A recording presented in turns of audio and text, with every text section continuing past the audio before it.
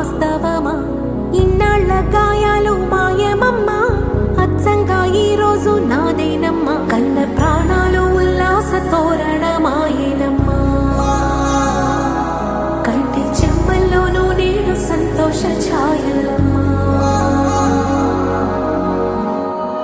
నమ్మలేని కలలు నిలిచే కనుల ముందే